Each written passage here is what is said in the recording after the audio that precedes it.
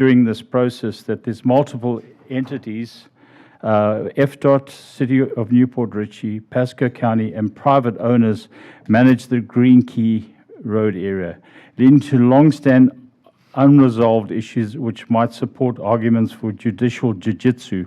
There's obviously a disconnect between the multiple entities on various issues.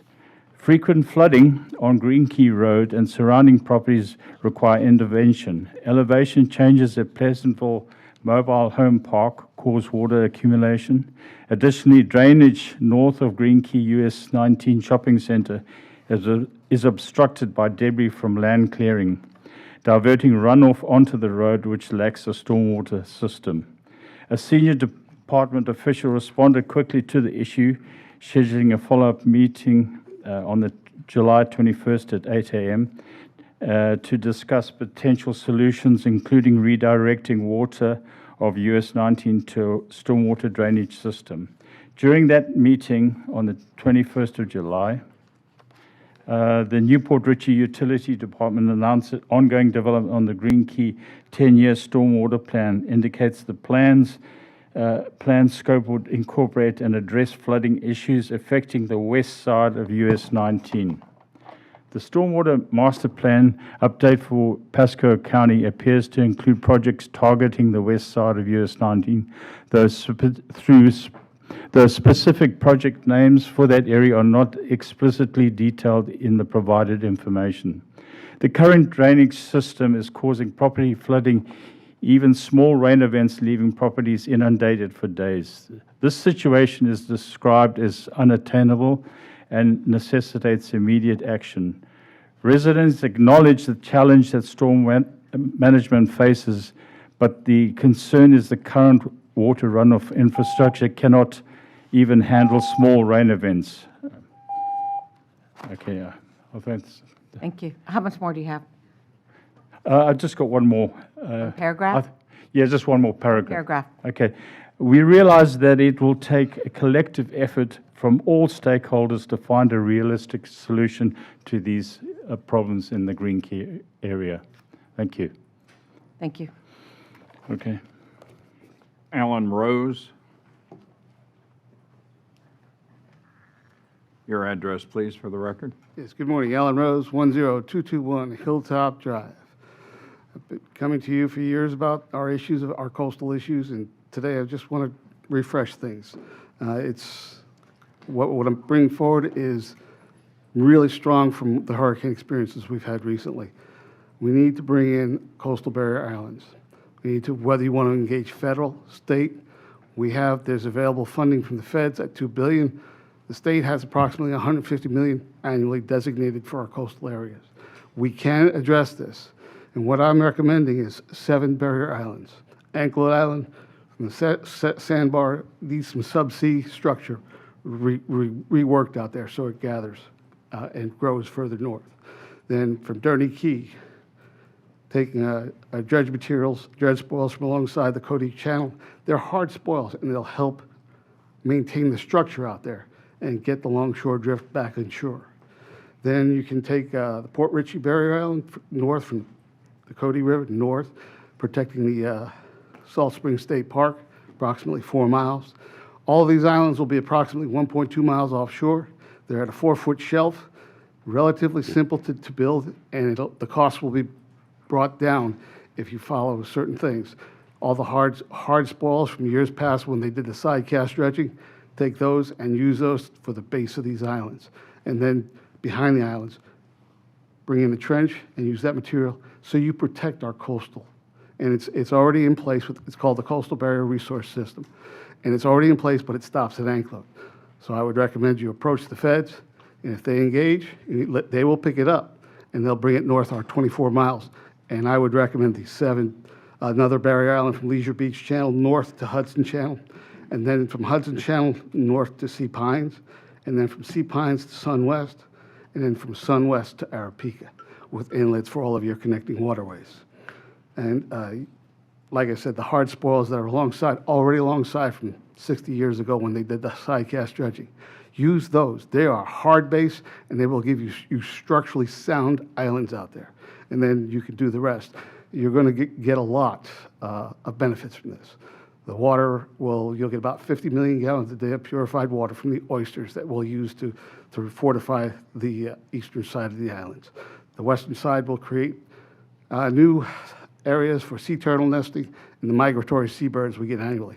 So you're going to improve our environment and protect our coast. That's what this is all about. This will break the surge like wasn't broken down last time. If should it ever happen again, you're going to have protection. That surge will be broken. If you have an 8-foot surge, it'll more than likely be 2 to 3 foot. So that's just like a massive tide. It's not going to do what these past storms have done.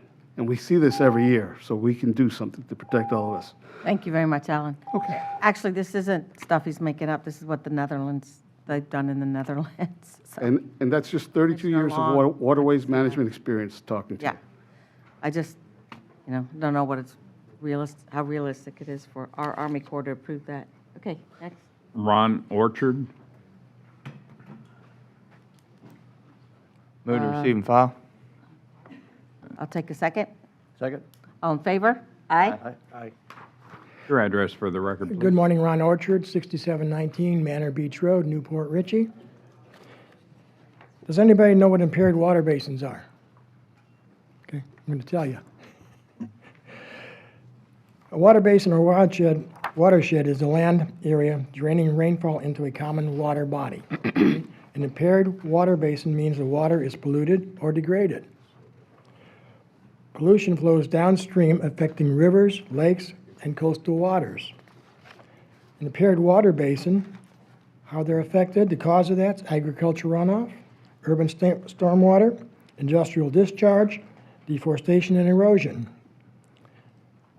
The basic effect is nutrient overload, sediment buildup, toxic contamination, altered flow and temperature. How does this impact the water bodies it flows into? The water quality declines, ecosystems are damaged, and human and economic costs. Do have a breakdown of the percentages of it, but okay, direct effect of the basins. Nutrient overload, excessive nitrogen, phosphorus cause algae buildup and blooms. Sediment buildup smothers the aquatic habitats and blocks sunlight. Toxic contamination harms wildlife and enters the food chain. Altered flow and temperature can cause stress to certain species and fish that live in the area. What happens to the receiving waters? In the case of what we're going to be talking about here is the Gulf Coast, okay? The Gulf of Mexico, the Gulf of America, whatever. Water quality declines, algae starts to grow, oxygen is depletion, and murky waters. I took it down. I'm sorry. I watched a board once where the guy he answered the phone on that up on the stage. It was funny. And ecosystem damage and habitat destruction. Okay. Okay. The case study involved. Pasco County has 8 impaired water basins, according to DPA and EPA. Okay. 5 of these impaired water basins are within the coastal master plan that we were talking about through Alan. 3 contained in the plan may require some inland operation, possibly involving eminent domain along the watershed from 589 west to the coast. These 3 are going to be Bear Creek, Dakota River, and Anclote River.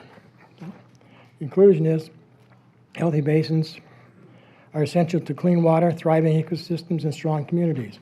Protecting them requires better and land management, pollution prevention, and restoration projects. If we take care of our basins, if we take care of every drop of water that passes through them, it's going to help us. We were talking about barrier islands doing the things, same thing here. We're all working together. All working together to make it work. So, thank you.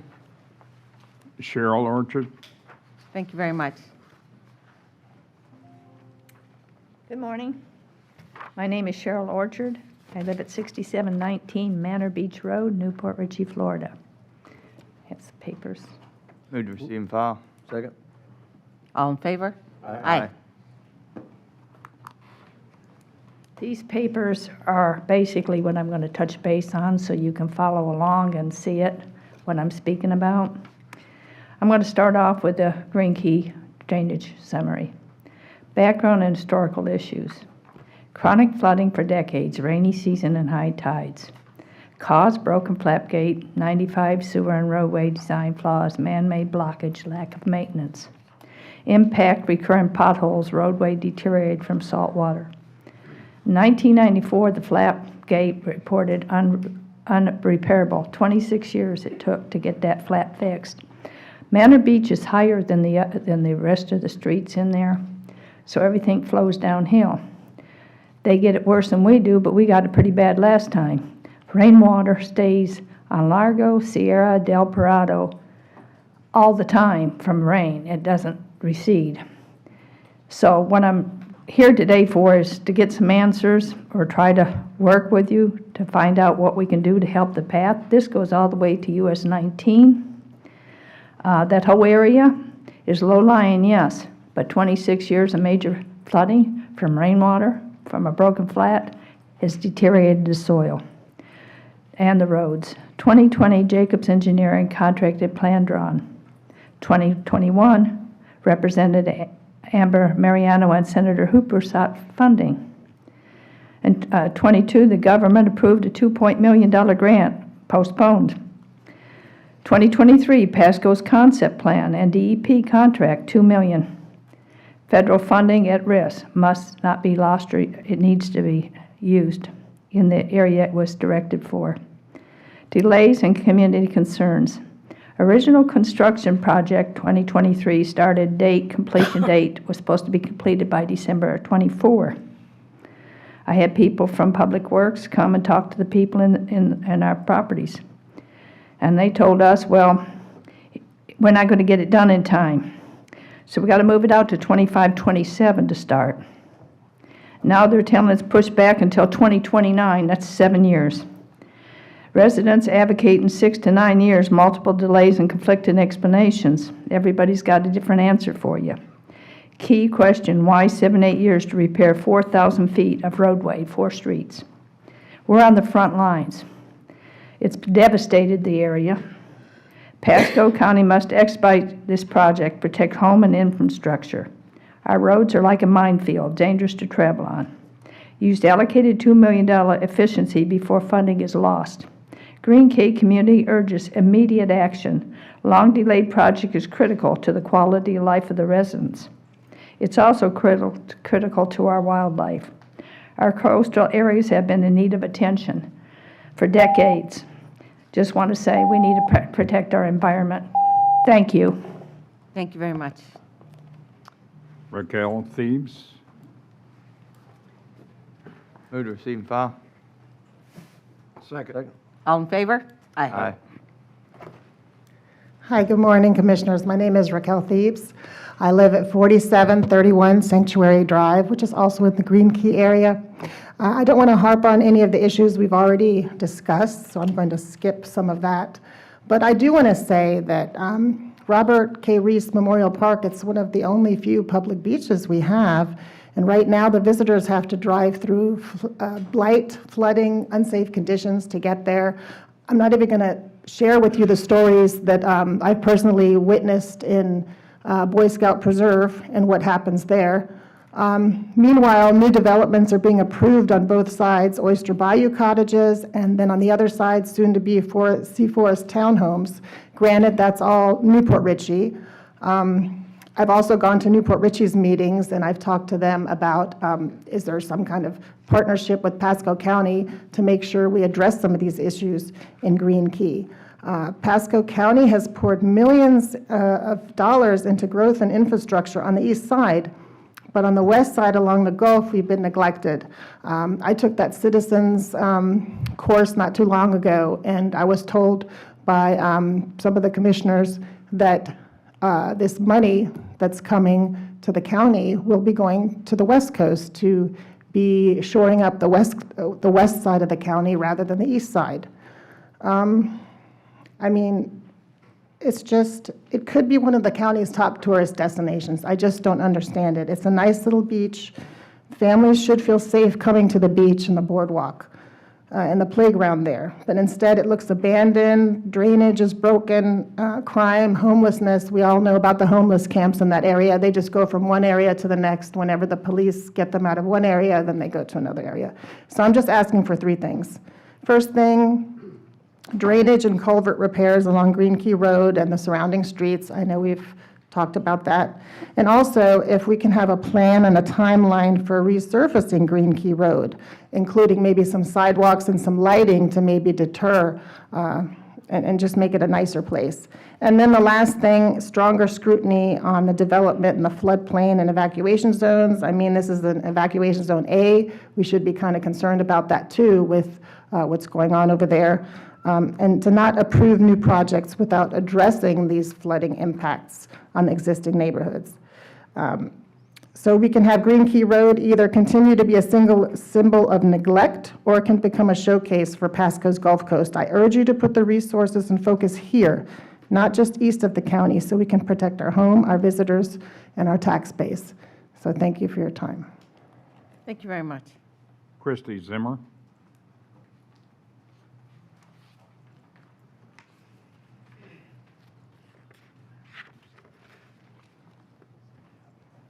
And your address for the record, please. Good morning. Christy Zimmer, 3615 Pinecone Court, Land O'Lakes. I'd like to talk about the 2050 plan that we're working on. You had great public communications with your programs that you put out to let people know what was going to be happening, but it's my understanding that there is no citizen vetting of the final put together of the plan. This process is nothing like the prior amendments where the public had real input. I remember when it was first written by Cindy Jolly, it was to only be amended every 5 years. However, there would be an occasional amendment when a developer proposed a project that would include infrastructure, schools, libraries, and firehouses, and even a jail on their dime. Now, today, you have 4 comp plan amendments, you have a substantial modification, 3 rezonings, and this happens at every meeting. What happened to the sacred ground of having a comp plan if you're going to amend it at every single meeting? Why even bother having a 5-year review, unless it's to make it even better for the developers? Don't you think it would be fair to allow the citizens a proper review and vetting of this 25 comp plan? Especially since we are not abiding by Florida Statute 125.6.6 that says for a public hearing, you need to have a 5 o'clock meeting.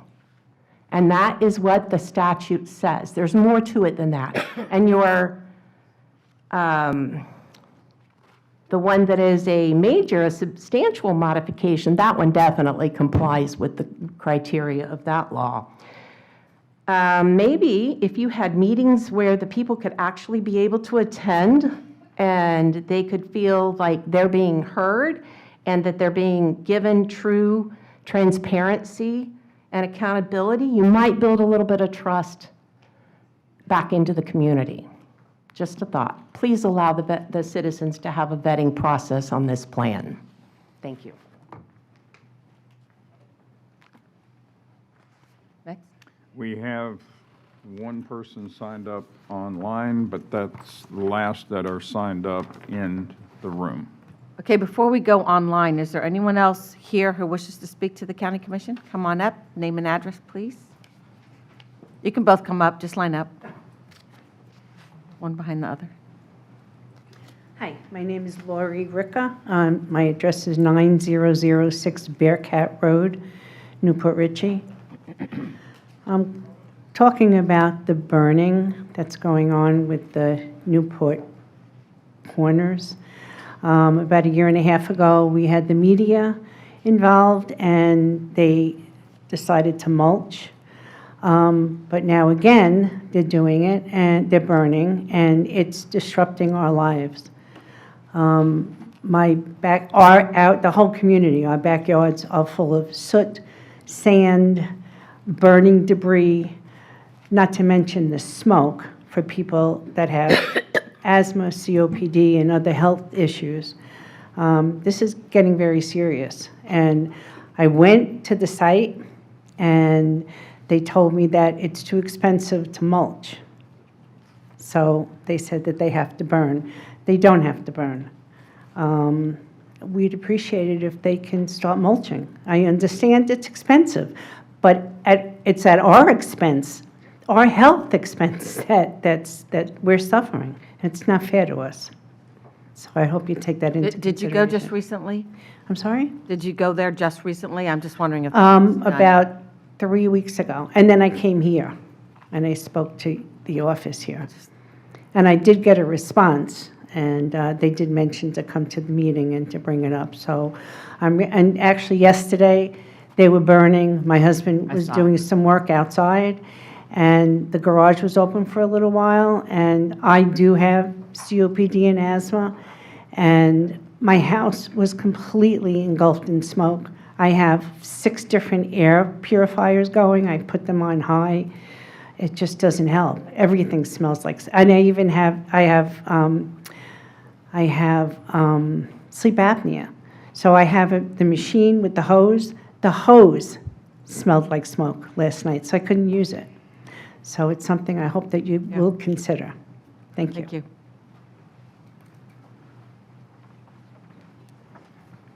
Hello, my name is Karen Menard. My address is 17147 Sweetwater Road in Dade City. And I'm here today to read a resolution of the Dade City Garden Club of Dade City, Florida. The title of it is Preserving and Protecting the Historic Grand Oak Number 7, located on the property surrounding the historic Pasco County Courthouse in Dade City, Florida. Whereas the Grand Oak Number 7, located on the grounds of the historic Pasco County Courthouse, Dade City, Florida, on the northeast corner of the property, has been identified to be removed by the Pasco County Board of Commissioners. And whereas the tree appears to be healthy and has been certified to be healthy through an ISA certified arborist report. And whereas mature oak trees provide critical environmental services, including shade, habitat for native wildlife, stormwater management, carbon sequestration, and the preservation of soil erosion. And whereas this tree is estimated to be between 200 and 250 years old and represents one of the oldest and most significant natural landmarks in Dade City. And whereas the tree has been a witness to the history and development of the community, serving as a gathering place for generations of residents and holding cultural, historic, and sentimental value. And whereas the community has expressed strong support for measures ensuring the continued protection of this irreplaceable natural and cultural resource. And whereas the city of Dade City has held the distinction of a Tree City USA for 18 years, a program that is supported jointly with the Dade City Garden Club, which encourages care for the trees. And whereas the preservation of mature trees is consistent with Dade City's environmental stewardship goals, climate action plans, and heritage conservation policies as a Tree City USA. And whereas the county has indicated a preference for sable palm trees, which do not provide shade needed in this location and are susceptible to the newest disease that affect palms in Florida, called lethal bronzing disease, and their new landscape plan. Now, therefore, be it resolved that the Dade City Garden Club Board of Directors, and on behalf of the entire Garden Club membership, calls upon the Pasco County Commissioners to vote no to removing the Grand Oak Tree Number 7 from the courthouse grounds, and encourages the City of Dade City to register the tree as protected heritage tree. Recommends that the sable not be included in the county's new landscape plan for the courthouse. This is a resolution that was passed and adopted by the Board of Directors of the Dade City Garden Club on the 18th of August, 2005. or 25. Thank you very much. Mr. Cabral, do you want to address that, or do you want to pass on that? I can. Okay. Just see right here. Why don't you see if there's any more public comment that we can. He's going to look up what I think he sent out yesterday. Oh, you got it? Yeah, I do, unless you wanted to take more public. Is there comment. anyone else here that wants to speak to the tree? Because we have a statement, I think. Anyone else want to speak to us about anything? And we do have one person online. Yes. Do we want to go with that? Yeah, let me go to the person online and see if they want to talk about the tree. No, it's another matter. Diana Zenchuk? Yes. Can you hear me? Oh, yeah. Your address. Okay, good, because I'm having a little trouble with you, so I apologize. I'm Diana Zenchuk. I live at 10536 Mill River Drive in Newport Richey. I'm calling about item 56, which is proposed housing in the area of Ridge Road and Moon Lake Road in Newport Richey. That's the And I have I have two quick questions for you and then a comment. Two quick questions are, is this considered multi-housing or multifamily housing or single family? And has an architectural study been done? Because a lot of this is wetland. Madam Chairman, this is general public comment. The public hearing for that item is this afternoon after 1:30, and the board generally doesn't answer questions even in public comment. Okay, then my comment has to do with Decupolis Road, which is right near Ridge Road. It's fed into by Moon Lake Road from people driving on the extension to the Suncoast Parkway. Increased traffic coming from Starkey, increased traffic from, I believe, Plath is being fed in there now. We have probably doubled our traffic load in the last year. We have trucks coming through here. This is all residential until you get to Ridge Road. There is absolutely no retail along this road at all. We have two particular housing developments that are near Starkey, and there's a blinking light there. It's been there forever. Nobody pays attention to it. They drive right through it. People running red lights at the school crossing, people passing people. We have road rage incidents, and the sheriff can't do much about it. They can come out there and sit, but because the road isn't wide enough, and I understand you're going to widen it, but at this point it's not wide enough, and they won't stop anybody because it increases the congestion in the area. We've talked to David Engel, we've talked to Lisa Yeager, and we've also talked to traffic, plus the sheriff, and we just need somebody to pay attention to this because it's getting serious and dangerous. Okay, thank you. And that's it, Right, thank pretty you. much. And that hearing is this afternoon, not this morning. Okay, all right, so Mike, you want to just put that statement out there for the public, and then we'll move on? Certainly, yes. And so, commissioners are aware, the board had directed us to employ a master arborist, and so that master arborist performed his work this month. And as a result of that detailed inspection of the live oak at the historic Dade City Courthouse, his report provided a comprehensive look at the tree's condition and also included options for removal or remediation and maintenance. Based on the arborist's report and with the full support of this board, Pasco County will begin implementing a new maintenance plan to protect both the tree and surrounding property, and we will reevaluate the tree's condition biannually to ensure everyone's safety. Again, Pasco County appreciates the community's patience as we move through the process of gaining a deeper understanding of the tree's condition. Okay, so there you go. Thank you very much. And now we're going to move on to resolutions. We are on to RS1. Resolution number 25312, a resolution by the Board of County Commissioners of Pasco County, Florida, recognizing the Pasco County Building and Construction Services Department for achieving accreditation from the International Accreditation Service. Whereas the Pasco County Building Construction Services Department has demonstrated a commitment to excellence in service delivery, quality management, and customer satisfaction, And whereas the International Accreditation Service is a nationally recognized accreditation body and subsidiary of the International Code Council, which provides accreditation based on rigorous criteria, including the International Building Code and related industry standards.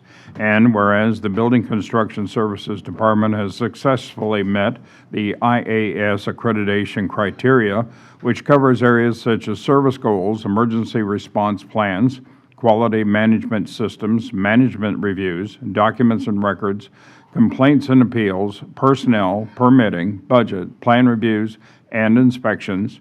And whereas the accreditation process has helped the Pasco County Building Construction Services Department identify and implement opportunities for improvement, drive high performance, encourage professional growth, and raise awareness of building codes and safe building practices. And whereas the Pasco County Building Construction Services Department is the 13th department accredited nationally, 10th in Florida, Wow. and the only accredited department in Florida serving a population greater than 500,000 population. And whereas the Pasco County Board of County Commissioners recognizes the significant efforts and dedication of the Pasco County Building Construction Services Department in achieving this prestigious accreditation. Now, therefore, be it resolved by the Board of County Commissioners of Pasco County, Florida, that said board hereby commends the Pasco County Building Construction Services Department for its outstanding achievement in obtaining IAS accreditation. That and resolved in regular session with the quorum present and voting this 19th day of August, 2025. Move approval. Second. All in favor? Aye. Wow, Commissioner Oakley. Yes, sir. I tell you what, I've been in office now, I'm in my 9th year, and I've worked very close with building construction services for all this time to make it better and better, to provide the right service for our citizens. And I commend you on receiving this achievement, and thank you, each and every one of you, for what you do to make this happen. But this is only the start. You've gotten this far. You got to continue. You give the best service you can for our citizens because they deserve it. And I know if you're out there trying to get a permit or do some work, you want the same kind of service. So we got to listen to our customers and do the best we can to provide the very, very best. And y'all have been doing that. It's changed. But it's taken about 8 years to get here. So, but the fact of it is, it couldn't happen without each and every one of you putting your efforts in to do the very best for our citizens. And I thank you for that. Who's the spokesman? JP? Yeah. Well, I think Commissioner Oh, Waitman. you wanna wanted to speak? say a few Well, words. Waitman? Yeah. Oh, JP, which one of y'all set for the exam? What's that? Which one of y'all set for the exam? Everybody's sitting behind me or standing behind me. In fact, Anthony couldn't be here today because he's out in Colorado sitting for an exam. Fantastic, you know. As there's probably some Navy vets in the room. I mean, you guys have really rogered up over the last year and really proved and showed the community what service is all about. Selfless service. You know, you all went out into our world and in good and bad times and helped with compliance and getting folks back in their homes, businesses back open, and then the businesses that weren't impacted, just regular everyday commerce that's coming here to Pasco County and the service that you all provide to those folks who are choosing to make an investment in our county where they could have chose to make their investment anywhere else, but they chose here. And one of the first faces they see when they want to put a project in is your group. So thank you for all the hard work and dedication and the service you provide to all of our stakeholders in this county. And very proud of everyone here, and congratulations on your accomplishment. Commissioner Mariano. Thank you. I want to say, Commissioner Oakley, I've been here for 21 years, and watching the evolution has been phenomenal, and especially the past few years, what you guys have accomplished. I think one of the key things that really, I think, meant a lot to the public, and I didn't really understand the significance of it as it was happening, but I was really appreciative of it, was when you went to Shady Hills to see how you could work on a remote location. Little did we know the storms coming in afterward would prove that to be a tremendous exercise where you had people coming in, stuck in the permitting, how to get through it, and could see the whole team, and the whole team got to work together, I think, for the first time in a cohesive unit too, to kind of see what everybody else does and how it all plays in together, how it worked together. And what you've done with that has been phenomenal. During the storm with just at Sea Ranch, I didn't get down to Gulf Harbors because I had enough going on, as we all know.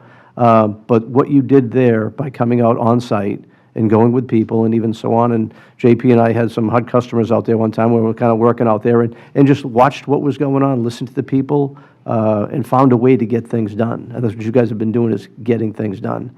My aide Sonia, for the longest time, that whiteboard was full all the time. It's not so full anymore.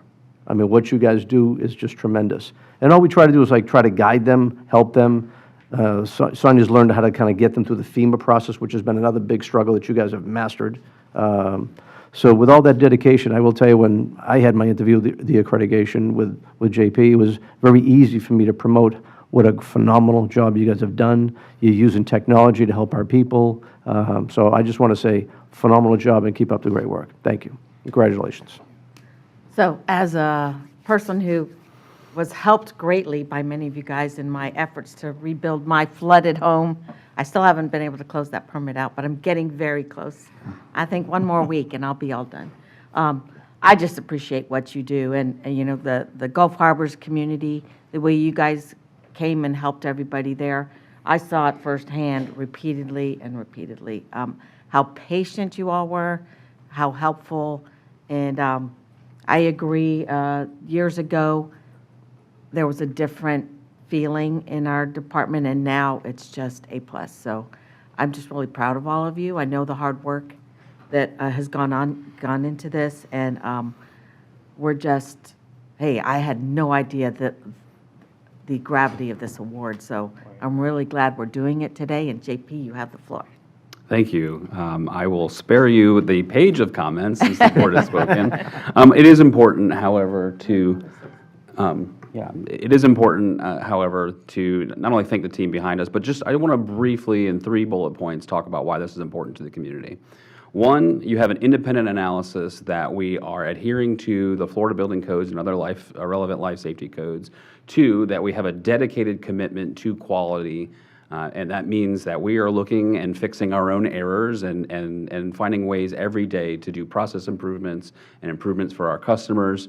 And then ultimately having a review of how we do code enforcement, Florida building code enforcement overall, adhering to the standards set by the ICC, the International Code Council, because what that really means is for the insurance underwriters of the world who look at Pasco County's risk profile, that should mean lower insurance premiums for our residents. So those are the kind of 3 huge important points, I think, when it comes to why accreditation was important. It's pushing ourselves and it's saving money for our customers. And again, as regulators, we have a choice in how we want to do business with our customers, so we put customer success first.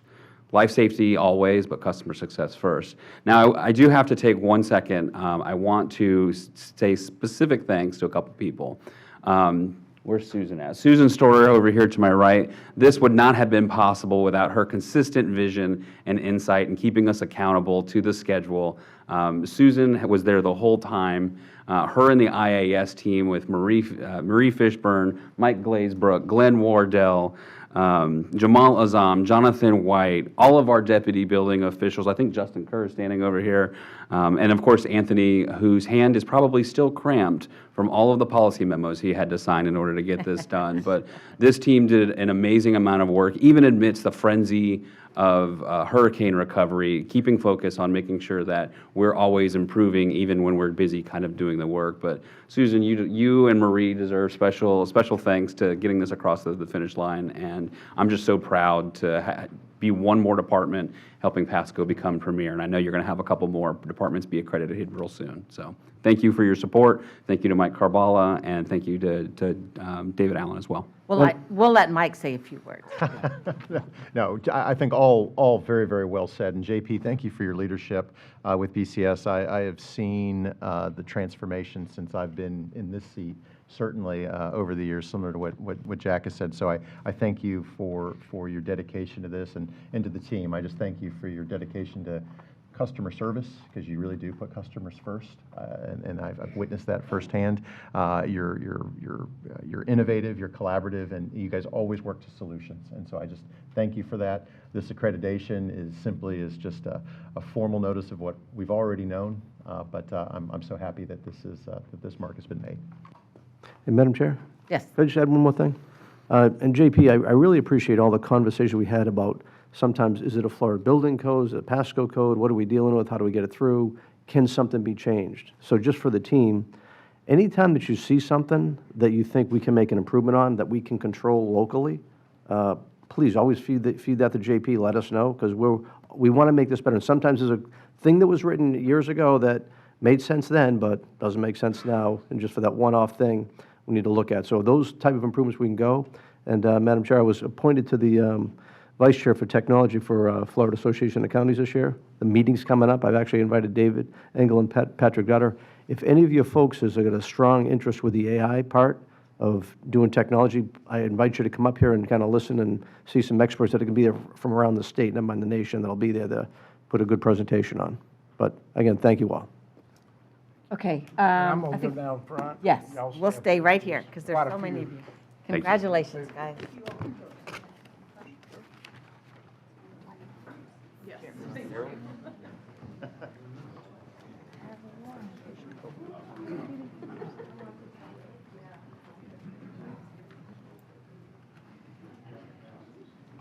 Look at their little IAS patches on their shirt. I shouldn't say little, I should say big.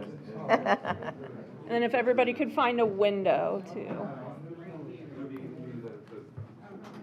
Come back.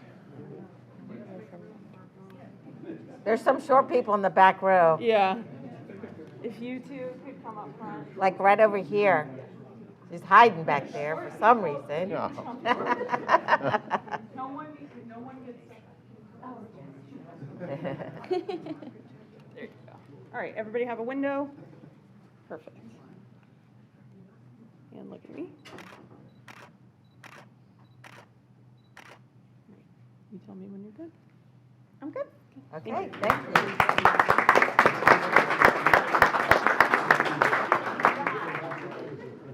I think I can close my permit Friday, so. Saturday? Oh. Okay, I'll call you. Okay, we have RS2 now, which is our baseball team.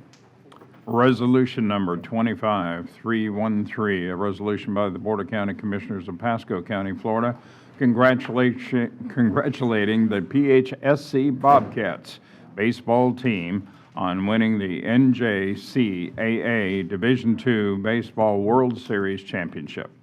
Whereas the Pasco Hernando State College Bobcats baseball team won the 2025 NJCAA Division II Baseball World Series Championship game in Enid, Oklahoma on Saturday, May 31st. And whereas the PHSC Bobcats baseball team played against the number 2 seed Pearl River in the championship title game, finishing the game 11-7. After securing 2 grand slams in the bottom of the 7th inning. Wow. And whereas the first grand slam was completed by Grant Jordan, who tied the game 7-7, and then with 2 outs, Brandon Durfee launched another grand slam to give the Bobcats a 4-run lead. And whereas the PHSC Bobcats may have taken control of the game in the 7th inning, but Michael Severisi held the mound throughout the game, tallying 8 strikeouts in 6.2 innings before Holden Wade closed out the game, throwing 2.1 scoreless innings without allowing a hit or walk. And whereas after the game, Brandon Durfee was named the tournament's MVP and outstanding offensive player, while PHSC's athletic director and head coach Lyndon Coleman received the Coach of the Tournament award.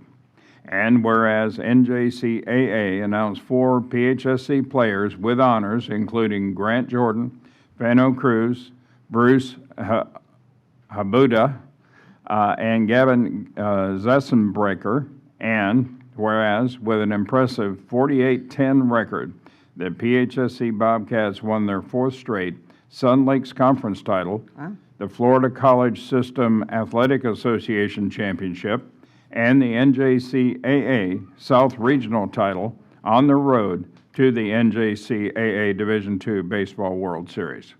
And whereas not only are their performances on the field something to be proud of, but their achievements off the field are as well. The PHSC Bobcats baseball team maintained a collective GPA of 3.41, and 19 of 28 student athletes will graduate from PHSC this year. Now, therefore, be it resolved by the Board of County Commissioners of Pasco County, Florida, the said board hereby congratulates the PHSC Bobcats baseball team on winning the NJCAA Division II Baseball World Series Championship. Done and resolved in a regular session with a quorum present and voting. This is the 19th day of August, 2025. Move approval. Second? All in favor? Aye. Oh, my gosh, we're just so proud of you. This is my resolution, but I'll start with Commissioner Oakley, and I'll finish to say congratulations to the team. But I don't know what to say. It's the best team I've ever seen. Win all these games, 48, and only lose 10. I know your heart was really sad at those times, those 10, but man, you've won a lot of games. You won a lot of big games. And you came together when it was the right time to come together to be champions. So I thank you for all you do and your efforts, and I hope in your future, hopefully some of you will be watching you on TV someday. So if that could happen, I'd love to see you. So, but congratulations for your achievements. You've done a lot. So, Commissioner Waitman. Thank you. Well, Dr. Hall, you picked a great time to step in and lead this crew. No, fellas, we started, the community started sensing the momentum that was building. We see the reports coming out, Bobcats are winning, and you could just sense that you guys are going to be an unstoppable force this year. And to do that while holding over 3.0 GPA, be proud of yourselves for, cumulative between all of you, be proud of yourselves that you took your academics just as seriously as playing ball. And you never know where your future is going to lead, so I'm proud of you all for staying in it and keeping your head in the books while being champs at the same time. So keep that fiery spirit about you. We're proud of you. You represented our county, Hernando and Pasco County, extremely well, and that trophy looks good on you. I keep forgetting we have to share it with Hernando. Commissioner Mariano. I want to say congratulations. One of my good friends from my Rotary Club, Tim McLean, was out doing the photography for you guys. So he was telling me about the big trip going on, the games that were going on, and then when I got to see his Facebook post, I think I was the first commissioner post with congratulating with a great performance. To have that championship game, that must have been something else. Down in the first Grand Slam, then the next Grand Slam, and then just hanging on, and the closer. What a phenomenal way to win every step of the way. I think it's something you guys are going to cherish forever, and you should. What a tremendous accomplishment, and I'm glad you guys are always paying attention. I'm glad we brought up the GPA because it's important. Life lessons in sports are phenomenal, but what you do after that is even more important. So good luck to all of you, and I hope you have great careers all the way through. Right. So we've been anxiously awaiting giving you this honor here this morning, and I do want to give a shout out to President Hall. Welcome back to Pasco County, Hudson High grad, and I think a PHSC grad as well. So you're making your county and Hernando County, we'll give it to them too. Very, very proud. I was a baseball wife for many years. My first husband played baseball at Florida State and then went on and played for the Orioles, Cubs, Tigers. So for those of you who are continuing on, I know that the excitement and the challenges that you may be facing, but this is certainly going to be an experience that you will never forget, and we won't either. Last board meeting, we had the U16 soccer team from Pasco County in, and they also just won a national championship. So it was the first one in Florida in their age. So we're really proud of the athletic accomplishments that are happening in this area. Proud of you guys, I agree. Athletics is important, but keep up those GPAs, and you're at a great school, and represent your school and your county and your country well, and congratulations again. So I'm gonna come down here. Oh, do you want to say something? Yeah, please address us. Somebody should. Yeah, and the coach, too. Congratulations, coach. Well, Madam Chair, thank you, and Commissioners, it's an honor to be here with you. And as mentioned, being here back in Pasco County is not just a blessing, but it's an honor to come back and be able to serve an institution that actually played a significant role in my own life. Being a product of Pasco County, going to Moon Lake Elementary, Hudson Middle, Hudson High, coming to Pasco Hernando Community College at the time when we were the Conquistadors, and then going to USF. But again, it's a great honor to be here and to be before you, and look forward to meeting many of you and engaging and, again, getting reacclimated back to our community. But, I have to say this. While we have an incredible team and players, and you heard about the accomplishments and things through the resolution, that would not be possible if it was not for the incredible leadership of their coach. I've gotten to know him over the last 8 weeks here and see his commitment and his passion to, again, not just the sport, but to the students. Yesterday we did our welcome back for all of our student athletes, and Coach Coleman is not only our head baseball coach, he also serves as our athletic director. So again, the same passion you see for his work on the field with this group extends across all of our sports programs, and we want to invite the entire community to come out and support your Bobcats. Come out and watch and participate and get to know, the great work that's taking place, because again, while it is about the athletics here today, it is about their accomplishments in the classroom and the things that they're going to do when they graduate to come back and contribute to our own community and be a part of our workforce and continue to accomplish their goals and dreams in life. So we're excited to be a part of that, but Madam Chair, if possible, can I ask Coach Coleman to share a little bit about the journey? Absolutely. Thank you. I'll turn it over to Coach Coleman. Thank you for your time. So I always kind of open up every speech that I give is if you have bad players, you're a bad coach. If you have average players, you're an average coach. If you have great players, you're a great coach. And I was very fortunate to have great players this last year. But, it kind of all started, and the other thing too, Dr. Hall, please don't hold me to the standard every single year because this was a special group. So Yeah, if you expect this to be multiple years in a row, I'm going to be short-lived as the baseball coach. Because what they truly did was outstanding. And it goes all the way back to the fall in October when those 2 hurricanes hit and multiple people are talking about it. We were not on the field for about 3 weeks, and we were still kind of engaged in school and stuff like that. But what we ended up doing was we ended up going down in the new Port Richey or the Port Richey area and helping some people clean up their homes and their surrounding areas. And we volunteered 250 man-hours in that area to help clean up. And it was amazing because I didn't make it mandatory because really at the end of the day it wasn't something that we could make mandatory. But every single player pitched in. Everybody gave 8 hours, and I had nobody complain. Everybody put their heads down and went after it. And that's when you kind of start to see the something build and the selflessness of the team that you have. And then we roll into the spring, 19 graduates. 12 going on to Division I's. We have 15 moving on to 4-year schools. All those are records within the school within our baseball program. The 3.4 GPA is the highest GPA we've ever had. And then to boot, you add in the national championship, which it makes things special. And in that 7th inning, if you add in there as well, what's so special about that? We hit 2 grand slams in that 7th inning.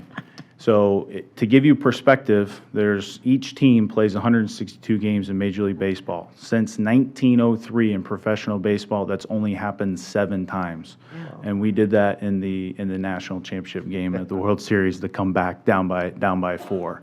So I've never heard of that. I've never. Yeah. So the one thing I'd like to say to you guys is thank you for the support.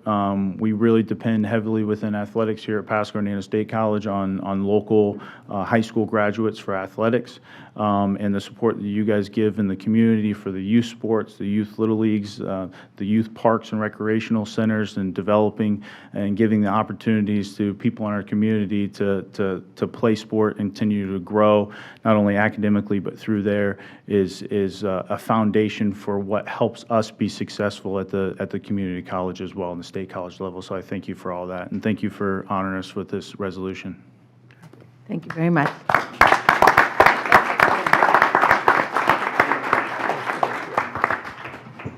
I think Adam Thomas should come up here, too. Our sports coach leader.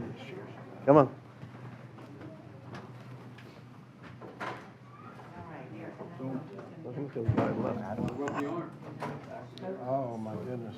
If you could, yeah. Quite a few, you're pretty tall. And then can I get a couple of you to go on this side? Just like one or two, no, one or two of them. What was the pitch on the ground? It's an 87-mile-per-hour slider, and the kid holding the... What a half head start. Perfect. Congratulations. All right. All right, ready?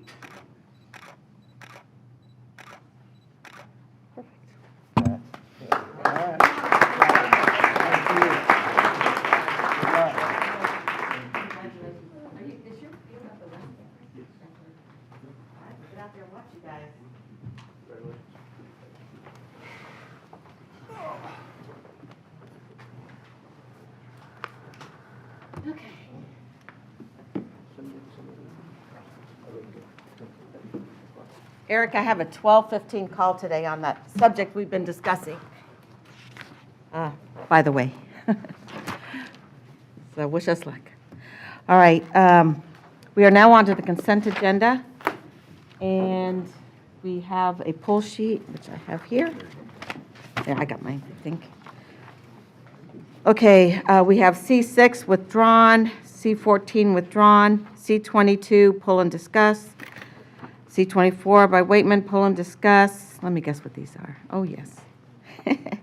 C28, pull and revise, and C31 by Waitman, pull and discuss. Is there anything else that we would like to see removed? Madam Chair, From the P38?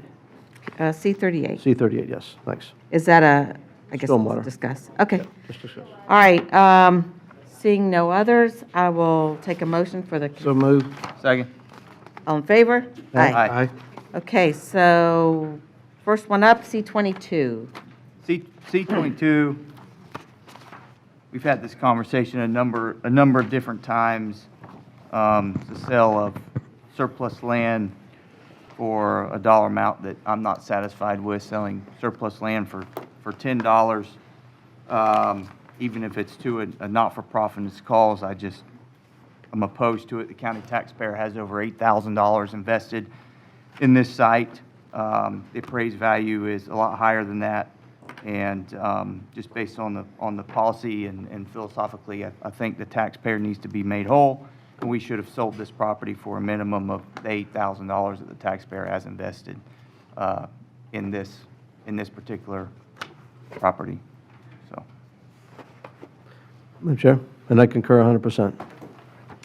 Well, I'm going to disagree because I think it's probably been sitting there for a while, and that it would be better for us to get a house built on there and get the revenue from the taxes on a house sitting here, and it won't be a trailer, it'll be a home, and someone will be on their way to building individual wealth or family wealth. Commissioner Oakley? Chairman, I fully agree with you that this deduction of this price is actually going to allow people to get in this home at a lesser rate that can't afford homes. That's who get these homes, and it helps them, helps the citizen, and then it will start bringing in taxes, like you say, that I think is very good for our community. So that will require a vote, and if it's 2-2, what is the resolution on that? It would have to come back to a full board. We have if it fails, we'll bring it back. However the board wants to handle it, I can withdraw them now. Madam Chair, Yeah. it's just an interesting conversation because we discuss how the county loses money on residential housing stock all the time. We need higher utility rates, we need higher this, we need higher that, because residential is a loss leader apparent to the county budget as far as what this, the county leadership says. So to sell it for $10 is just compounding a problem. That's why I think a fair trade-off for when we sell these properties, a tremendous discount to these not-for-profits, which are businesses that have million-dollar-plus fundraisers every year, and they brag about it on social media, and they're raising funds from all over the place that they can pay the minimum investment that this county taxpayer has on this property. In this case, it's $8,000, a little over $8,000, and the other property that's on here is a little over $5,600. I think that's a fair trade-off. the lost revenue to the county. That's monopoly money. It doesn't really count until we get it. And so I'm not going to back off of this. Every time I see one of these, I'm going to pull it. I'm going to bring it up for spirited discussion, and hopefully one day we'll get this policy changed. So In this East Pasco, there's One This is in each. Port Richey. there's two, There's one on two. the east and one on the west. oh, there's two of them? Yes, sir. If this one's in Port Richey, The other one's it's ours? If it's in the city of Port Richey? Yes.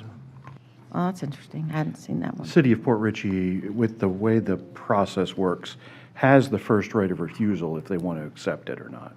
But that was not accepted. Okay. All right, so we'll have to bring these two back then, I guess. Madam Chair? Yes. So I'd suggest we talk about the next one too, but Yes, I we'll think bring with them. this one here, I would love to see us approach the nonprofit and see if that $8,000 would be acceptable to them, and maybe if it doesn't make a difference, because I don't think it's going to kill any sale anywhere, anytime, that I think it's worth it for the taxpayers to even ask if they'll pay what we owe, As a note. what we invested. Yep, I've taken that as a note. Okay, so then we'll move on to C28. I won't belabor the point for C24. Well, it's the same thing, right? Well, for C24, so are we taking a vote on this, Chair? Are we looking to? Well, it's, That's the board's call, but I mean, I guess I would say that we see where that's going to go, so where I I would was, just I mean, I'm, withdraw it, and I can bring it back when we have a full board for consideration. yeah. Let's have a conversation quick. C24? Oh, well, C24, same issue, selling the property for $10. County taxpayer has over $5,600 invested into this site, and the appraised value for C24, this land, is $24,162. The appraised value for C22 is $33,539. So put that on the record. I know it says what we've lost on there. Technically, the county hasn't lost anything because it hasn't provided any services to the sites, and I won't belabor those other points, so. So here's my little problem with all this, is that we already had these discussions and we voted on a policy, and we have moved forward on a policy that we voted. Now, now two of you might have been on the losing side of that policy decision, but to do this every time this comes up and try and change the policy decision, I don't think is, I mean, obviously it's your legal right, but Of course. that good yes. government? I No, mean, yeah, so we're going to, This is great government. I disagree with you. I disagree with the policy. I'm going to pull it. I'm going to bring it to the public's attention and vote no. Okay. I think that's fair.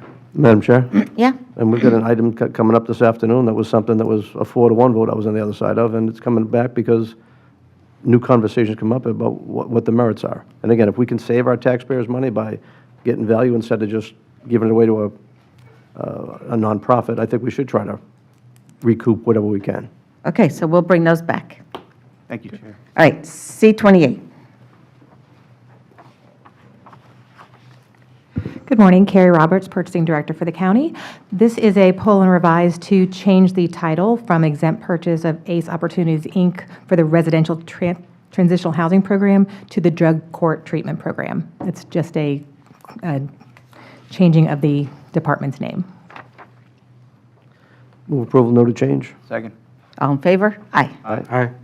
C31, Commissioner Waitman. Thank you. A little less tension around this. I just wanted to highlight this on the work of the MSTU that was voted on last year, and it's showing the MSTU and the road paving assessment dollars that the county has assessed the taxpayers going to work. So whenever we see the MSTU money at work, just like the penny, I think it's important that we highlight those efforts, and that the county and Jason and his team aren't wasting any time spending that money and getting our roads back in good shape, which is the expectation of our customers. So thank you, guys. With that, On that, I do have a question.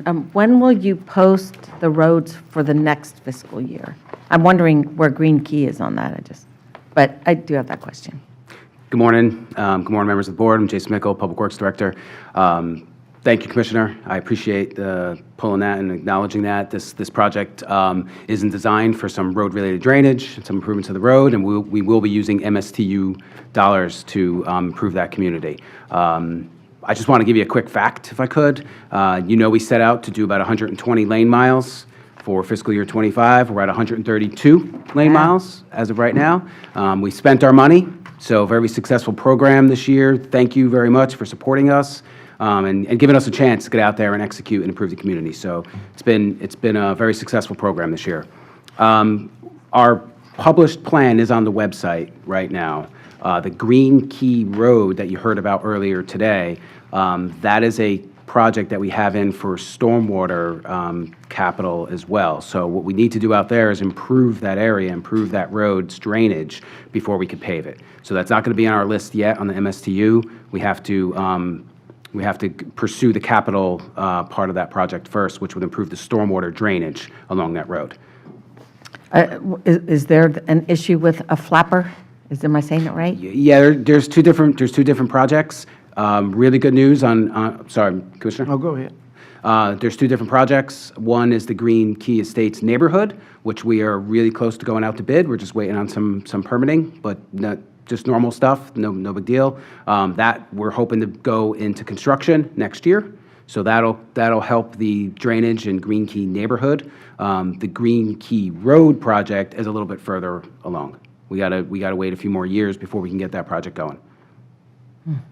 When we did this new paving assessment projects that we did with the MSTU, we chose a lesser number than probably we should have because we ran out of money before the end of the year.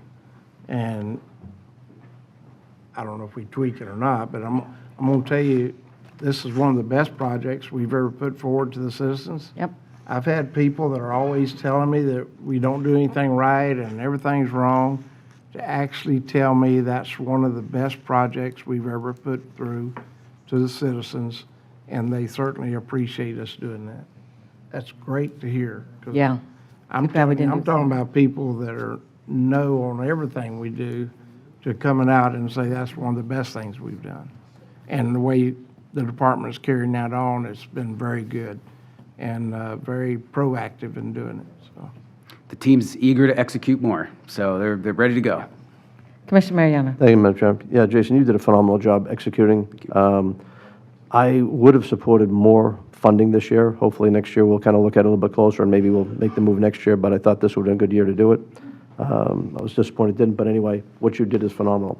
One thing I'd like to talk to the board about, so the estates project is one that's going on. There's a flapper valve that was replaced once, helps the water flow back in, but stop it from coming in, let it flow back out, and those are tough to work with.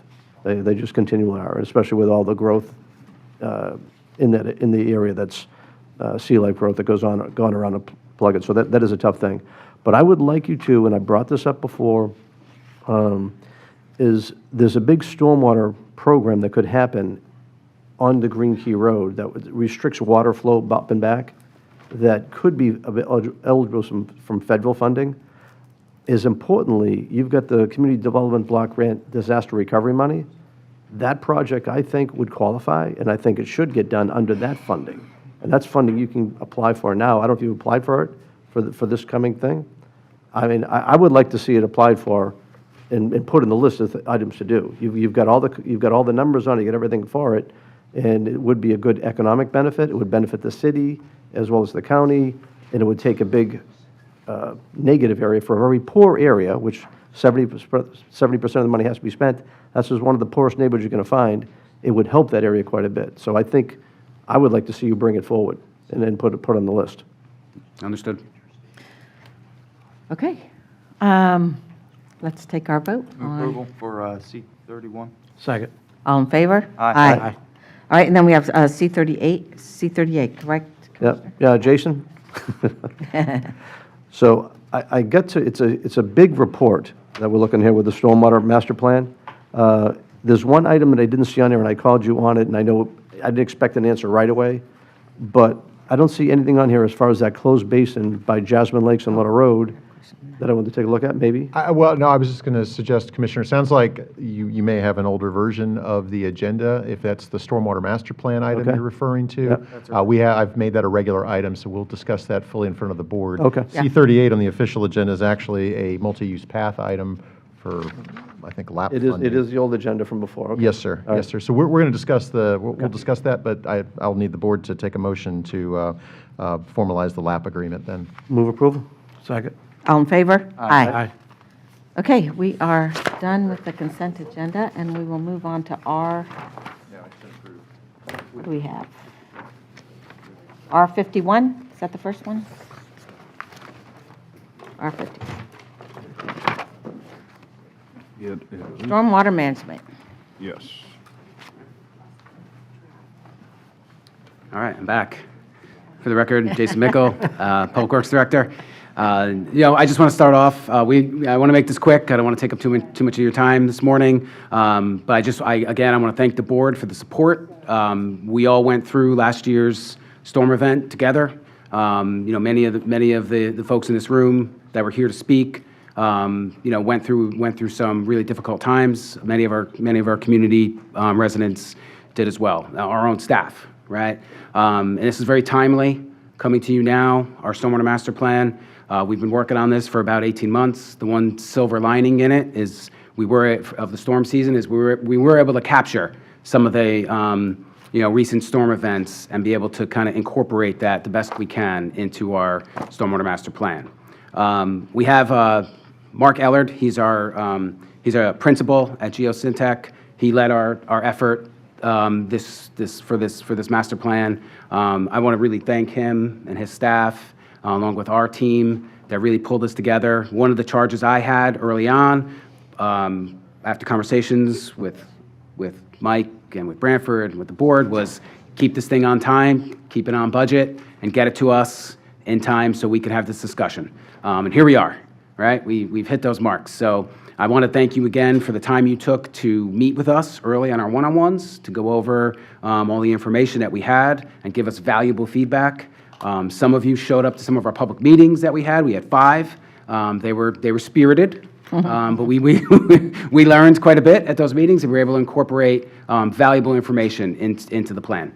So, without spending too much time up here, I want to turn it over to Mark. He'll walk you through a really quick presentation, and then we'll be here available for any questions you may have.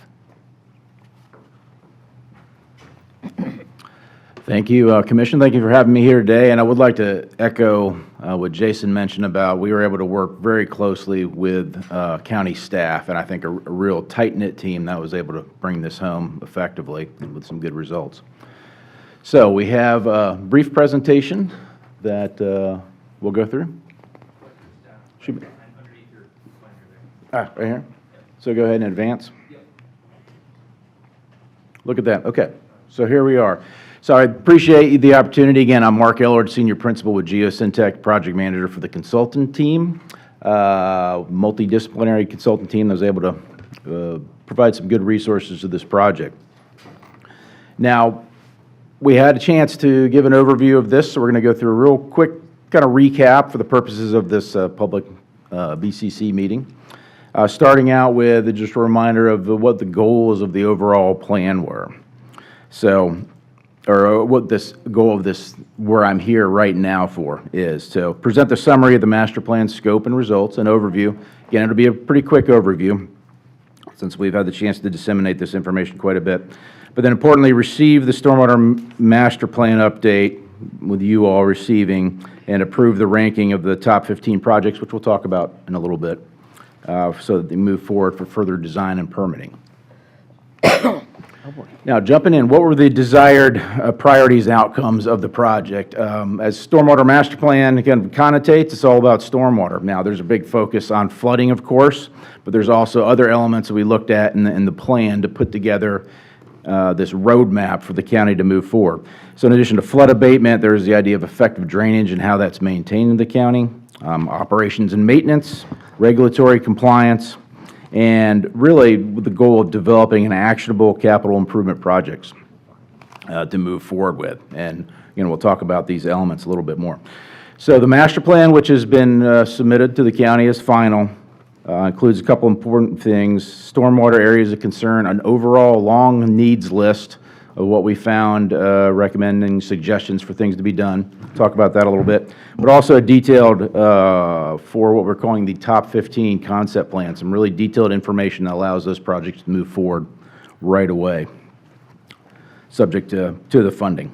Now, the scope, there's a lot of elements in the scope, won't go over all of them, but suffice to say, we spent a lot of time collecting all the information from the county, both past, what's been done in the past, what's been successful, what hasn't worked, the present state of issues and concerns, and also what had been planned for the future, and be able to help try to inform that through this plan.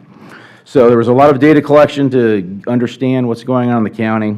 Also, we had a chance to look at through the stormwater-related codes and the comp plan and some of the level service criteria, the operations and maintenance program. So in addition to just things going on in projects, really dug into the staff and the resources and equipment that help maintain stormwater throughout the county.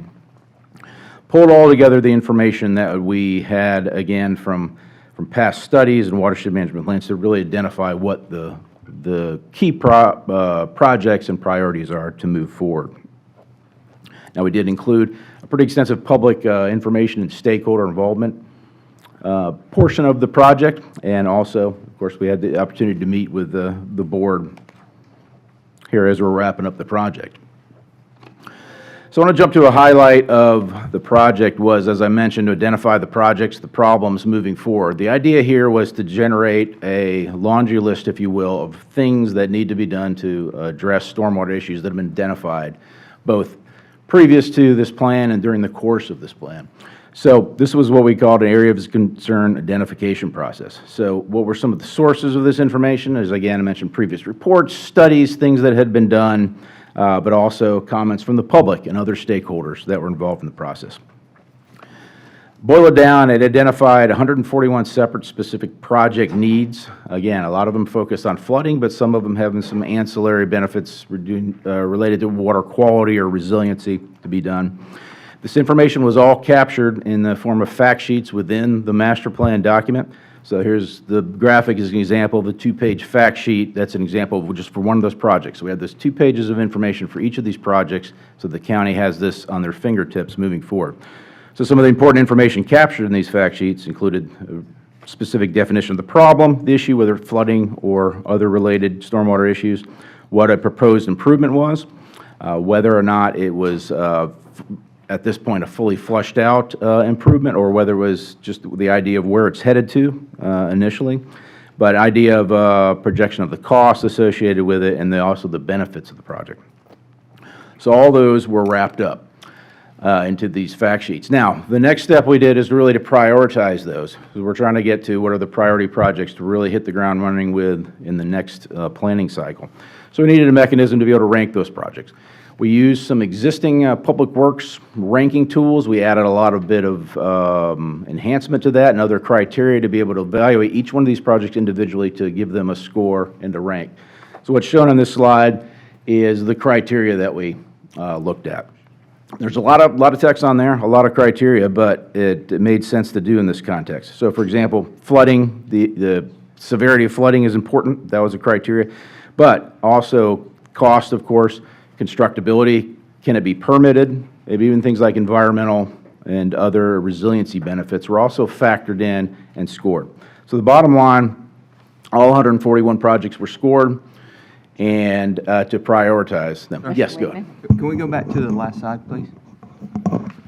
In Yes. your project ranking criteria, is this your standard criteria that you do for customers whenever you look at stormwater master plans, or is this modified, a new philosophy?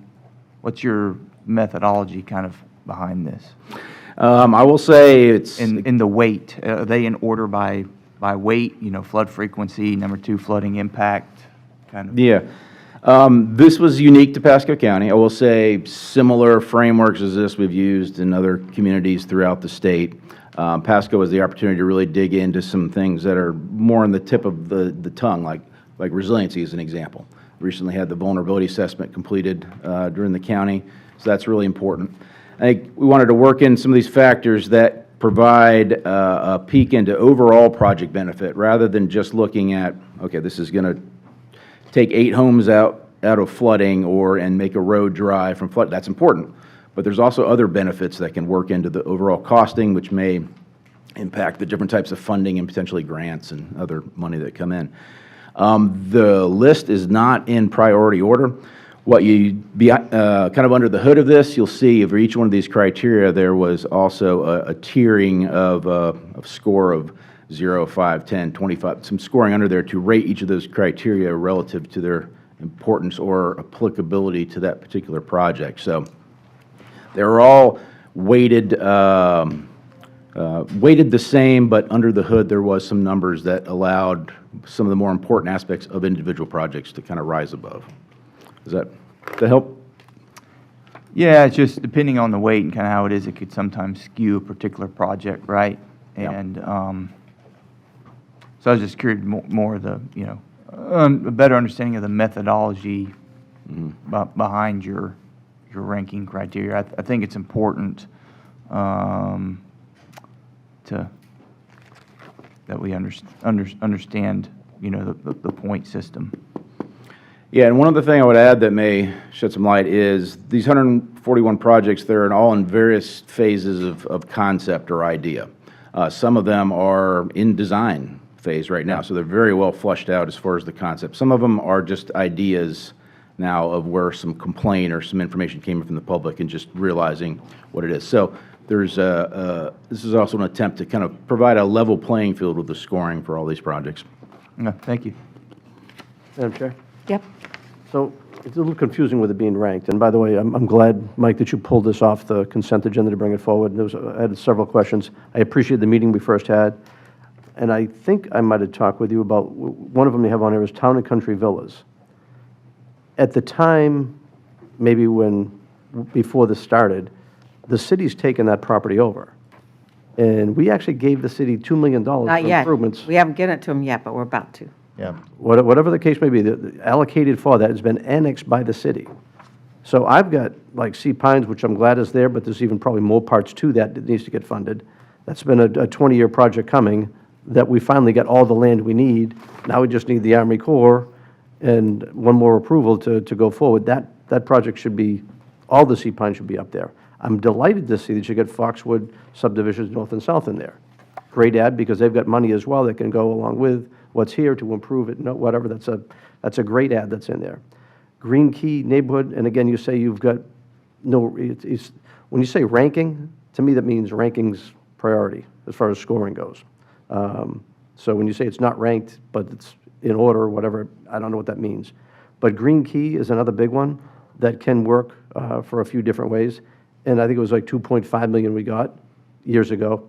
That could be part of that. And it's not only just that one solution right there, but also doing the Green Key roadway to take that water out to the Gulf is another big thing. When I look over to the Port Richey outfall, a phenomenal thing that, again, the city of Port Richey should be all over it with us, trying to get funding as well to make that happen.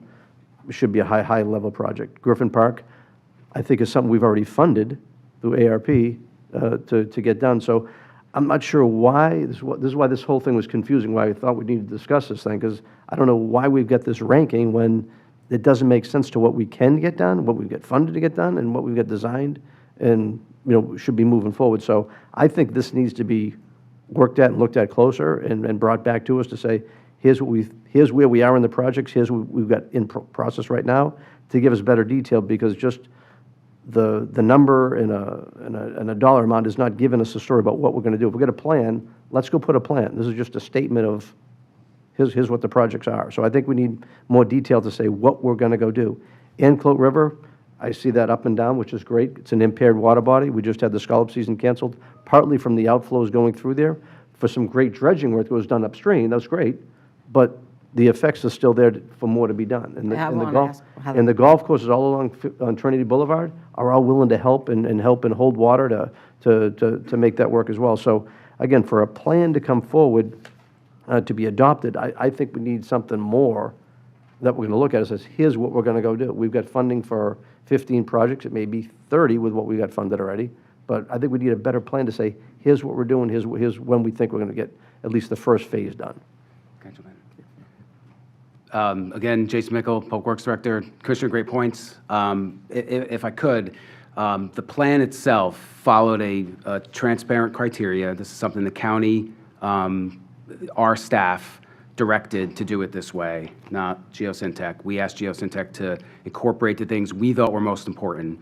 One is constructability. We didn't want to come to you with a bunch of projects that we didn't think we can get off the ground.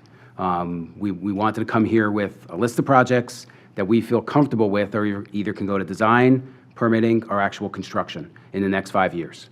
Much of this is not funded yet. We don't, through our capital budget, our stormwater fee does not cover the cost of these projects. It doesn't even, it covers a fraction of the cost of these first 15 projects. The one thing I want to say, though, we could use this perhaps to do, you're asking, Commissioner Mariano, we are going to come back to you with a rate sufficiency analysis from Stantec. They're currently working on that right now. We're going to come back with a programmatic approach. How much money would we need to generate? When can we get the projects done? And what that schedule would look like for these top projects that we've selected based on that criteria, which is transparent and it's in the plan. You could see the scoring. But the one thing we really wanted to focus on was to do projects that we could actually get done and not just sit there for the next 5, 10 years as we try to get property rights or permitting. We wanted to focus on ones that we can execute on. And then we wanted to just bring that to you, show you how we did it, talk to you about the projects, and then come back to you in a few months with our report, our RSA, from Stantec to say, okay, here's what it's going to take to fund these projects and over what amount of years. That was our next step, was to come back to you with that. After we move forward with the plan itself, then we have the projects. As Mark mentioned, there's 140 or so projects in there. Perhaps these 15, maybe 1 or 2 of them, we interchange with another 1 or 2 off of the list. It depends on if there's always obstacles. Stormwater projects, as you all know, can be a lot of moving parts, can be difficult, can take some time to implement. We do want to give you a list, though, that we feel confident that we can execute on, and that's what you're seeing now. Madam Chair? Yeah, and I'm good with the list. All right, so, and again, it's a big, big thing. So to get it all together, this is back very, very quickly. I'll give you credit for that, to get it back so quickly, so I appreciate that. But again, to the details, we're going to have to we should be able to be in the position to say, here's what we want to see get done, here's what and why. And with different things going on in districts, between the flooding of the hurricanes, could dictate. And again, with all the money that's out there that's already allocated for some of these projects, I think should be factored into, how they get done, where they get done. I mean, Sea Pines local, there is number 2, but really, when you've got all the land and everything else you need for 1, 2, and 3, we need to try to find a way. Over Jasmine and Little Timber Oaks, we bought the golf course. We did a great project there, but we left out one part on the other side of the road. And I think I might have mentioned this to you, is that there's a flooding that goes on in that area that simply, instead of us having to run a pipe, and I was going to ask you for the numbers, hopefully you'll have them for me this afternoon anyway, to go put a pipe, go put a pipe in that can take it from that side of the road into now where Timber Oaks can actually accept the water. Because years ago, you could only pump it for a little bit of time before it flood out the other area. Well, now it's got capacity where it can flow, but you got to make sure the flow is going to be right. You can't overwhelm the system either. So I don't see that anywhere on here, and I think that should be one of the items that should be on here. Yeah, and Commissioner, another good point. I wanted to bring up the legacy projects, so to speak, the things that you all are very familiar with. Green Key, Sea Pines, Lafitte, Magnolia Valley, everybody's favorite project. Those are projects that didn't show up in our master plan. Yeah, where's Maggie Valley now that I look at it? Because we are already working on those projects and already using our capital budget to fund those projects. We're not coming to you today with a master plan that's going to say, hey, we need to ask for more money for these projects. We're already planning on getting those projects done and executed, and we're in some phase of that. I do have a question that I don't think I asked one in my meeting with you. So this $85 million, is that money we have in our budget? No. So what do you have? We have a small percentage that we could plan for of that. About $4 to $5 million a year has been the average we've been getting You have $4 to $5 million a year? in capital for stormwater projects. And we have a need of $85 million just right now? We execute, this year we're executing on Griffin Park, which is a $2.5 million project, and $2.5 million in culverts that we do, like so some of the ones this is a in Gulf 10-year Harbors. list here? We would like to get it done in 5 years. If we got the funding for it, we would like to execute this list of 15 projects in 5 years. Well, We would need the funding. okay, thinking about something that Commissioner Mariano just said, how many, if any, of these can the money be found elsewhere besides your budget, like CDBG-DR money? We are applying for that, for the HUD money, for the second phase of Magnolia Valley, which would be a But that's not on large this list. excavation, and then Zephyr Creek, phases 2 and 3. So the Zephyr Creek that's on here, is that a phase 4 and 5, or? That's phase 1. You don't want to, if you have your money budgeted, or you're planning to budget for the money, then you run into complications with the CDBG-DR money. So if I already have it budgeted, then why would I be asking Yeah. for a grant? So Beacon Square is low income, affected by the hurricanes. Why can't we use CDBG-DR money over there? I don't know, perhaps we could. I could look into that, but we focused on two big projects for that grant money. So a lot of asks, I'm sure, are going to be for that money. So we wanted to focus and prioritize on some of the big projects that have been with us, with the county, for a long time. So I wanted to focus on 2 projects, and that's Magnolia Valley and Zephyr Creek. If I may, this plan really more or less sets your priorities. So, to that's really what we need to understand. In terms of the funding, we will cobble together funding from existing sources or from grant sources, appropriations, Hey, don't worry DR about the money. Those are ways, and then the remainder of what will be left. That's why Jason is doing a rate sufficiency analysis. Oh, yeah. You'll recall when the original stormwater assessment was increased maybe 8 or 9 years ago, the intent of that was a pay-as-you-go program. And by that, I just mean you saved the money. When you had the money, you did the projects. Alternatives to that are to bond revenues and move forward with debt issuance. That was one of the things that I've asked the team to look at as a result of this plan, so we can get more done quicker and use the stormwater assessment to fund the debt service. So those are things that we will need to be looking at. This is a list of 15, but I looked at the list. There's easily 100-something projects on that list. Now, if the board wants to discuss how those priorities are made, I mean, we can certainly do that. But as Jason points out, those priorities will shift. Funding may become available for one class of project that looks more attractive, and that'll move that forward. Another project could get stuck in permitting. Land acquisition could be an issue. Yeah, And so just there like needs to be any road or trail flexibility project. with the plan. I think what Jason's saying here is that we're committed to doing that moving forward.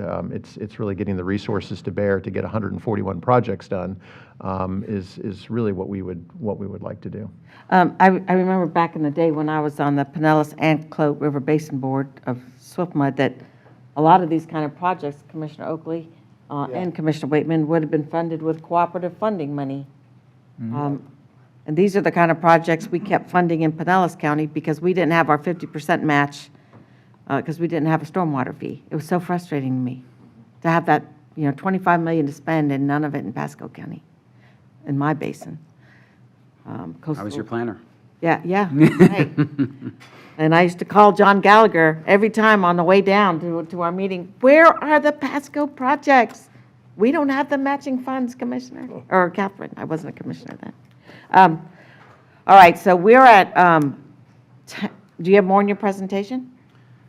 I want to let R52 folks know, we're going to have to punt you to the afternoon if you need 20 minutes for your presentation. I have a very important meeting during lunchtime, so if you guys want to come back, we'll, 1:30 time certain, get that one done? I would recommend you do your public hearings. It's an R item, and you can just hear it last, but that's Okay. up to you. All right, we'll hear that one, sorry, don't know when, but it'll be this afternoon if you want to go ahead and go. And Commissioner, are you done with your questions for them? Yeah, I just like to say, like, with all these projects out there, I think we need a more comprehensive look at everything. Let's go find out what's funded, what's coming, between the Green Key project to the other funds that are out there with Sea Pines, et cetera, the money we're asking for, to take a good look at the whole thing and let us have some direction where we want to go. Because I think if it comes down to it, if it's next year, and, Commissioner Starkey, it was 2006 we got this thing done, and the board was afraid to do it even then. The stormwater fee? The stormwater fee. They Yeah. did, the assistant county administrator pushed me Thank back. God we to say, have but it. The assistant county administration pushed me back saying, we don't want you to do that now. I said, we need to do this. Got to do it. It's been too long. So with all that said, we did a study for 5 years, what we need to go do. I think compiling this all together, Jason, I think it's great that what you've done with Geosyntec, et cetera, to bring this, but I think now we need to take a deeper dive into it to go find out what's out there. And again, with mitigation money, with 70%'s got to be spent in low-income areas, I think there may be some flexibility with CBDR if we need to move some money around for other things like we said we would if we needed to. This may warrant that. I want to remind you that we have the CDBG-DR money, but we also have the other grant, the HMGP, which also can help with some of this, right? It can. I've gotten some more Waiting to hear what we're information going to do. since I have a memo for it. I haven't been able to get to it yet, but I mean, there's certain time restrictions and limitations on those dollars. I think what I'm hearing Commissioner Mariano say is you'd like to see what a potential funding strategy looks like for this plan, Right. and how we could potentially cobble together funds for it. Are you reticent on adopting the plan absent that strategy, or is that something we can bring back to the board, recognizing that it's a plan like anything else? Yeah, I mean, this is fungible, right? We can approve this, they can move forward, and we can massage things as we look at the money. And is there any requirement to have this done right now, or, I mean, is it something mandated, or just something we're just putting together as a plan? I mean, it's for your stormwater utility. I mean, it's good to have a plan. It's good to have a plan that's adopted, especially if you're going to go to markets for funding. It's important. Now, whether an item is number 20 on the list or number 2 on the list, I'm not sure. What they want is, do you have the analysis to back the need for the projects, and has the governing body adopted that plan? I mean, I'll say this, I don't think I'm ready to go look for funding until I know what I want to fund. And I would want to take a close look at what other funding's out there, what we're looking at, things we can do, can't do, and then really put something together, find out what's legit to say, here's what we want to go do. Commissioner, if I could add, this is a very comprehensive list of projects, but as we know, we've all been here doing this a long time. Things change. We need flexibility. We need to be able to adjust and adapt to changing circumstances that we may be facing. And this plan allows us to do that. You're not setting this thing in stone forever. Yeah, I mean, you're showing 15 rankings here, but you have 100 projects. 140 in the total. How many? 140 total 140. projects. They've Yeah. sent me the whole report. Yeah, you wanted a paper copy, that's right. Pages and pages. Yes. Yeah. I get to read in the plane. Yeah. All right, move approval. All right, good. Second. All in favor? Aye. Thank you. Thank you. Okay. That's what I wanted to do. Thank you. All right, since we moved R52 to the afternoon, then we will move on to old business. And we'll start with Commissioner Oakley. You have time? You got 8 minutes. Oh, wait. I'm going to take 10. Oh. You can No. have it all. I had a group come to see me and tour the historic courthouse. I believe, I'm going to check my numbers. So there was the Pasco County Youth Council with a tour to the historic courthouse last Thursday, which are on Thursday, August 7th. So, but young people there, I believe there were 7 of them involved in this tour. The advice I actually gave them, because they're all very alert, want to know about what to do in the world, and I'm sure they're studying that, but I told them if they would just think about what they want to do in the world, whether they're in line right now to do that right now, but never say no to what you may can do in the future. If you want to be a doctor, a nurse, or a lawyer, or what, work hard, and you can be that in America. I left them with that comment, but they enjoyed the tour of the historic courthouse. Commissioner Oakley, are these students from various high schools in the county? Or is this a Well, they were with a group from Zephyr Hills, Zephyr Hills? Okay. and so I'm not aware of that part of it as far as what schools each, I mean, they may all be from one school. I don't know the answer to that. Okay. So. But they were very alert and very interested in seeing what the courthouse and know how the dais had changed over the years from when they used to have court there. The dais was on the opposite was on the north side of the building instead of the south like it is now. And the little ladder down in our boardroom, that little circle ladder would put the judge up right behind his desk at that point in time.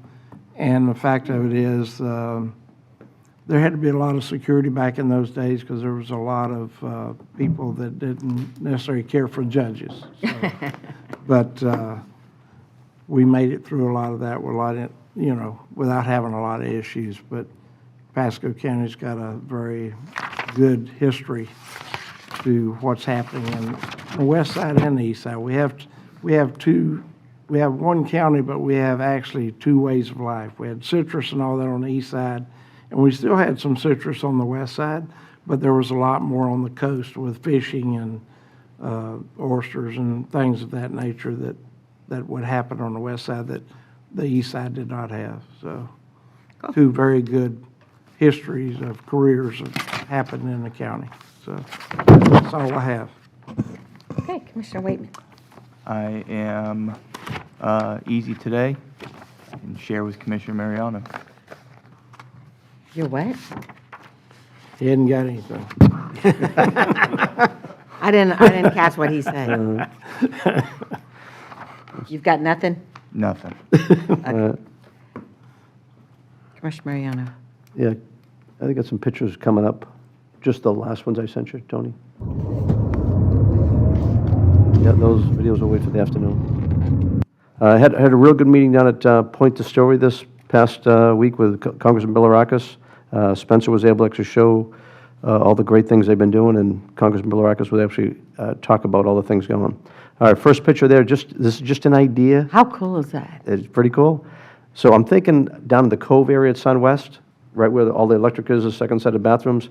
If I did something like that, the pilings could be mounted partially in the water, which is actually on hard ground, and then bring it on side. The bid on that, and just a basic stuff, is only about 130 grand. So I'm gonna look at that a little bit more, get some input from more musicians, et cetera, to get the experts out there to find out what would be good. But we could actually put this stage out in the water instead of in a parking lot, so you could be on the beach. In the lower part of the lake that we had dug out to like a 4-foot depth, we put 2 foot of sand. You could actually put your chair out there, sit in the water, watch the concert. But is that right? Is that in the way of the wakeboard, right? No, it's all away from it. It's in the Cove area. Wouldn't affect it at all. Matter of fact, it makes it real easy for anybody because as a natural amphitheater, you can actually take a wheelchair down and around it. And because of the height elevation, you have your own chair and just kind of like look at the whole thing. It could even end up being possibly a wedding little pavilion type area too, where you could actually do some things out there with it.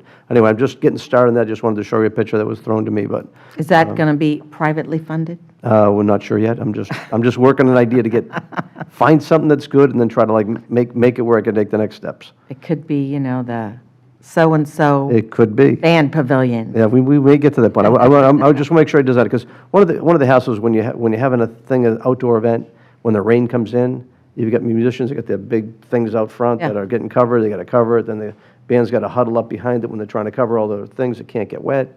So if we had those, that's 2 containers like put together. Oh. So if you could actually draw even a piece of plastic straight down around it, or a glass folding doors, whatever, keep everything dry. But makes it easier. You're going to have to check on the acoustics. Yes. Make sure that we're going to, like I said, I've got, so far all the musicians I talked to love the concept. Now we just try to do the execution. Here's something I saw. I was just up in Alexandria with my grandson, and we took him to this park. And this reminds me of like over in Gulf Highlands where we just built that new fire station. You get the fire station that's right there, and a park is like right beside it. I tried to do that in Holiday. Yeah. I think this is very smart to take that extra public land and put it for good And use. put a little park in there. I mean, so good. I got like 3 or 4 pictures there. So I think it's something we should take a look at, especially there. Yeah. Michelle having a good time with us. Go ahead. He's gotten big, Jack. Yeah. He's grown. So it's something that's, I think it's worth taking a look at. And then one of the things my wife, Michelle, said about it was, because it's right there, it's also safe, it doesn't get any trouble, et cetera. Well respected. I think that's it? Okay, all right, that's all I have. Thank you. Oh, geez, okay. 1 minute. All right, let's try and get me done in 1 minute. Keep Pasco Beautiful is happening on September 20th. And wait, September 20th, this says 8-12. Oh, from 8 to 12 at several locations. So go to Keep Pasco Beautiful to sign up. I love that big cleanup. So hopefully I can participate in that. I don't know my schedule. This is the Back to School Bash that was held at J. Ben Harrell. We contributed to that. Look at all the kids that we had there that got filled backpacks, and we had many different community members helping to fund these. So thank you to everyone who helped. And this is the Habitat for Humanity Tampa Bay Gulf Side. They partnered with Publix Charities for a historical project. It's one of Habitat's largest projects yet in the county. It included the construction of 7 new homes located on Kiowa Drive, and they broke ground in May and expect the homeowners to take home ownership in October. So great project. My staff went to the event. I have been driving on Trouble Creek for quite a few years. Last week or 2 weeks ago when I was driving in the rain in the dark, it's a windy 2-lane road. I literally went off the road into the ditch. So I have asked repeatedly if we could put some lights on Trouble Creek Road. So I talked to the county administrator about that, and I really, really hope to see some action, that even if it's just in a few strategic places, we put some lights. This is, when the folks from Green Key were speaking, I went and looked at some pictures of Green Key, and some are from 2011 and some are from today, and I just dropped a pin on Google Earth. That's from 2011, and that's today. So this is a result of us, in my opinion, underfunding the Parks Department. And so we have really, that's today's photo, and it's before the hurricane, mind you, and somewhere in there is another view of that area. That's what it used to look like. We need to take better pride in our public places. That is a really sad photo, in my opinion. And like I said, you're driving down the Suncoast, you see that wooden fence that keeps people from going off the trail on the west side, and it's missing boards all over the place, but we don't have the funding to repair these things. Yes, Commissioner. I'm in agreement with you about those things need to be better. Yeah. I've been traveling a lot of different places over the past couple of months. The fact of it is, I hate going in a place that's got so many beautiful flowers, but when I come back home, it looks like we don't have flowers here. But I would like to see us add flowers of color. Yes. Around our public parks and our public buildings, to where you see them and they're not just. When you drive out of this. Greenery, but they're color. Yeah. When you drive out of this complex and you look at the parking lot, our parking lot, the courthouse parking lot, the front presentation of the government center on Ron Little Road, I want you to notice the dead trees, the lack of trees. I have been asking for years, can we not take this tree mitigation money and put it in our own parking lot? Sure. In our own courthouse parking lot? Well, we learned the It hasn't, spend it how he wants. but it doesn't happen. So I missed asking them yesterday, where's the trees in the Unilaterally. parking lot? Because I said I'm going to ask every Monday, when are we putting the trees in? And another 2 Mondays have gone by since I asked you, so. I think that is, did I send? Oh, yesterday I was with Congressman Bill Rackus. I do not have the picture, but here I have it. Let me forward these to Tony real quick. Well, I won't do it. Congressman and I and the crew from PEDC, we met at the new offices of G&H, which is a British company that bought Miopta, which Miopta became something else, and then they bought that company. So they are moving their North American headquarters here to Trinity and looking to expand. The main business that they do here in the Trinity area is Department of Defense work, very critical stuff. So we had a great meeting with the congressman and with those folks from England. So I met them when I was over in London. Okay, we are going to break for lunch. We'll be back at 1:30.